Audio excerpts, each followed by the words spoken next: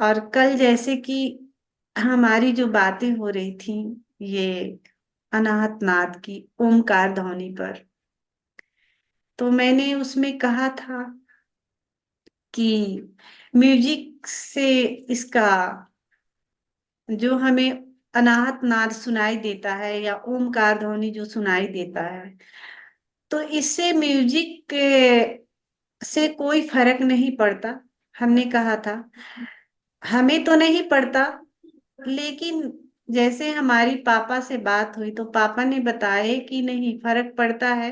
Music जब music पर ध्यान जाता है तो हमें वो सुनाई नहीं देता। इसको तुमको क्लियर करना पड़ेगा। तो मैं यही कहूंगी कि जितना मात्रा में हमारे कान संवेदनशील होते हैं उतनी मात्रा में हम उसे सुन पाते हैं। मेरे कहने का मतलब मुझे तो म्यूजिक से फर्क नहीं पड़ता, क्योंकि मुझे वो कंटिन्यू, जब मेरा ध्यान यहाँ मस्तिष्क पर होता है तो वो कंटिन्यू सुनाई देता है। लेकिन अगर मैं स्वयं से बाहर होती हूँ तो फिर सुनाई नहीं देता। तो मैंने ये महसूस किए हैं कि, और मेरे कहने का मतलब ये भी था कि अगर जो मुझे घटता है और जो मेरा अनुभव है कि म्यूजिक के बावजूद भी मुझे सुनाई देता है, यानी मेरा इशारा है इस तरफ कि आप भी अपने कानों को इतना संवेदनशील बनाएं कि बाहर में कितना भी शोर होते रहे और वो आपको सुनाई देते रहे। बाहर में कितना भी शोर होते रहे, म्यूजिक चले, ड्रम चले या जो भी आवाजें हो, फिर भी आप उसको सुन पाए, इतना संवेदनशील बनाए।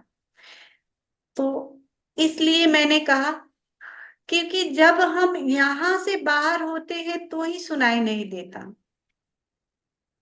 यहाँ जैसे हम मस्तिष्क के पास होते हैं तो वो सुनाई देता ही देता है, लेकिन अगर हमारे कान उतना संवेदनशील नहीं है तो नहीं सुन पाते। तो इसके लिए आपको एकांत में प्रयास करने पड़ेंगे। जैसे कि जहाँ शोरगुल नहीं हो, भीड़ भाड़ की दुनिया नहीं हो, एकदम एकांत जगह हो। जैसा कि हमने कहा आधी रात का या ब्रह्म मुहूर्त का जो समय होता है, तो उस समय जब आप प्रयास करेंगे तो प्रयास करते करते आप उससे परिचित हो गए।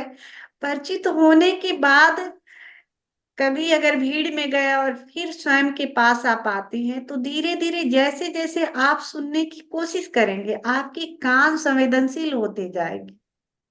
और जैसे जैसे कान संवेदनशील होते जाएगी वैसे वैसे आप पाएंगे कि आप भीड़ भाड़ की दुनिया में भी आप उसे सुन पा रहे हैं, और म्यूजिक भी बज रहा है तो भी सुन पा रहे हैं। तो मैं यही कहूंगी सभी मित्रों से कि आप इस पर थोड़ा काम करेंगे तो संवेदनशील कर पाएंगे अपने कानों को।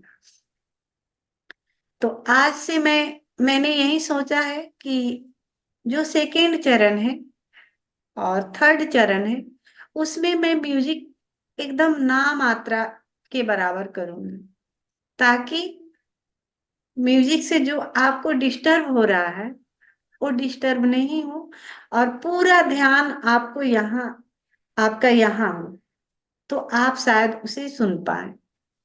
और एक और बात हमने फील किए हैं, जैसे कि अगर हम ईयरफोन का इस्तेमाल करते हैं कानों में तो फिर तो भी आपको नहीं सुनाई देगा, क्योंकि अब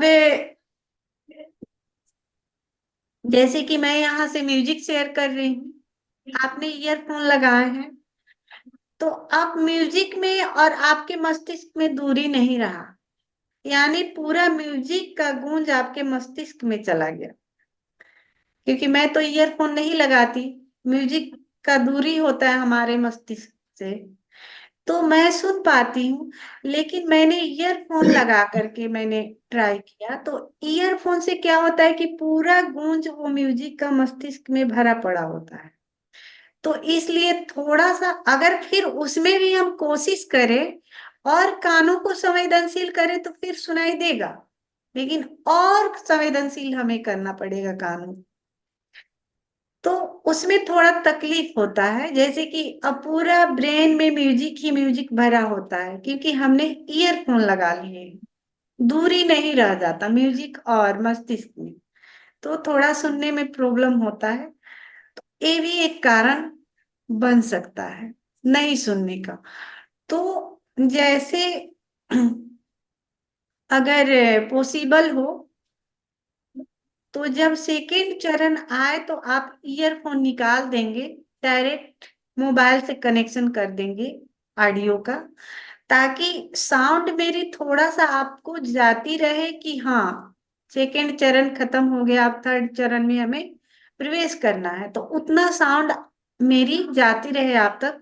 मैं म्यूजिक जो है एकदम कम कर दूंगी, ताकि आप ये जो म्यूजिक है और आपका मस्तिष्क है उसमें थोड़ा गैपिंग हो, तो तो आपका पूरा ध्यान मस्तिष्क पर रहेगा, म्यूजिक पर नहीं, तो आप उसे सुन पाएंगे।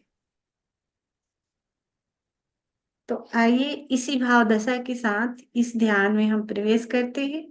जैसा कि मैं संगीत लगाती हूँ, संगीत पर हम नृत्य करेंगे, यानी स्वयं को संगीत के अनुसार छोड़ देना है।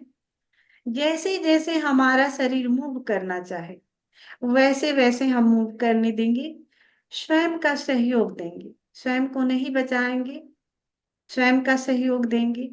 उसके बाद फिर हम ओशो के अमृत वाणी से इस ध्यान में प्रवेश करेंगे। तो सभी मित्र खड़े हो जाए।